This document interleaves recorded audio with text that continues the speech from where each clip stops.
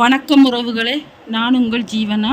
என்னோட சேனலுக்கு யாராச்சும் புதுசாக வந்திருந்தீங்கன்னா ஒரு லைக் அண்ட் சப்ஸ்கிரைப் பண்ணிவிடுங்க.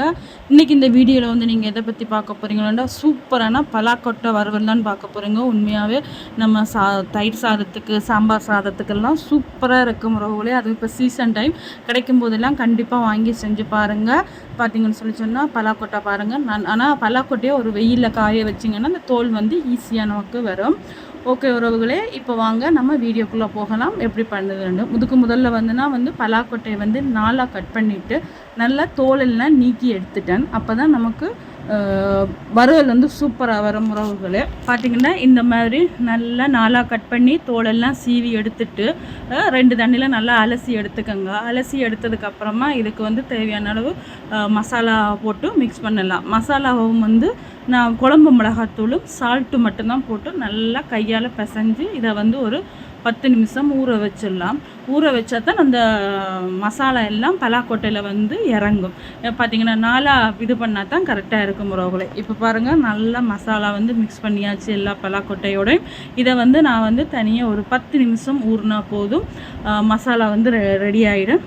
அதுக்கப்புறமா நான் வந்து கடாய் வந்து அடுப்பில் வச்சுட்டு நல்லா சட்டி காய்ச்சதுக்கப்புறமா தேவையான அளவு எண்ணெய் ஊற்றிட்டு கொஞ்சோண்டு கடுகு உளுத்தம் பருப்பு போட்டுக்கோங்க. அடுத்தது கருவேப்பிலை, 2 பச்சை மிளகா, கொஞ்சோண்டு வெங்காயத்தை போட்டு நல்லா வதக்குங்க.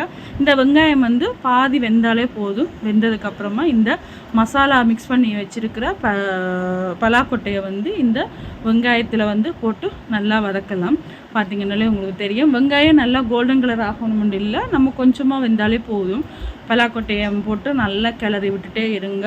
ஒரு 2 நிமிஷம் கழித்து நான் இது கூட வந்து கத்தரிக்காயை போட்டு வறுக்கிறேன். உண்மையாகவே அவ்வளோ அருமையான ஒரு டேஸ்ட்டு வரும் உறவுகளே. ஆனால் அடுப்பு வந்து சிம்மில் வச்சுட்டு நீங்கள் வறுக்கணும்.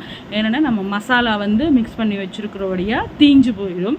அதனால் பலாக்கொட்டை வேகாது, மசாலா தீஞ்சிடும். அதனால் நீங்கள் சிம்மில் வச்சு மூடி போட்டு ஒரு நிமிஷத்துக்கு ஒரு நிமிஷம் கிளறி விட்டுட்டு வந்தீங்கன்னு சொல்லிச்சுன்னா உண்மையாகவே சூப்பரான பலாக்கொட்டை கத்திரிக்காய் பொரியல் வந்து ரெடி ஆகிடும். இதெல்லாம் புட்டுக்கு வச்சு சாப்பிடும்போது அவ்வளோ அருமையாக இருக்கும். அதே இப்போ இந்த டைம்லலாம் நல்லா கிடைக்கிது. எங்கே கிடைச்சாலுமே நீங்கள் வாங்கி நீங்கள் செஞ்சு சாப்பிட்டு பார்த்து எப்படி இருக்குன்னு சொல்லி கமெண்ட் பண்ணுங்கள். பாருங்கள், நம்ம இதுக்கப்புறமா நம்ம தேவையான மசாலா இதுவும் போட தேவையில்லை. வேணுமுன்னா கொஞ்சோண்டு சால்ட்டு மட்டும் போட்டு மிக்ஸ் பண்ணுங்கள். அடுப்பை நல்லா சிம்மில் வச்சு கிளறி அப்பப்போ கிளறி விட்டிங்கன்னு சொல்லி சொன்னால் சூப்பரான பலாக்கொட்டை பொரியல் வந்து ரெடி ஆயிடும் உறவுகளே. இப்போ பார்த்திங்கனாலே உங்களுக்கு தெரியும், சூப்பராக நல்லா வெந்து வந்திருக்கு. வெந்து வந்தோன்னே அதோட கலரே நல்லா மாறிடுச்சு உறவுகளே. ஓகே உறவுகளே, இந்த வீடியோ உங்களுக்கு பிடிச்சிருந்துச்சுன்னா லைக் பண்ணுங்கள், ஷேர் பண்ணுங்கள், கமெண்ட் பண்ணுங்கள், மறக்காமல் சப்ஸ்கிரைப் பண்ணி பெல் பட்டனை அழுத்தி விடுங்க. அப்போ தான் நான் போடுற வீடியோஸ் எல்லாம் உங்களுக்கு உடனே வரும் உறவுகளே. மீண்டும் உங்களை இன்னொரு வீடியோவில் சந்திக்கிறேன். நன்றி, வணக்கம். தொடர்ந்து இதே போல் உங்களுடைய சப்போர்ட்டை எனக்கு கொடுங்க உறவுகளே.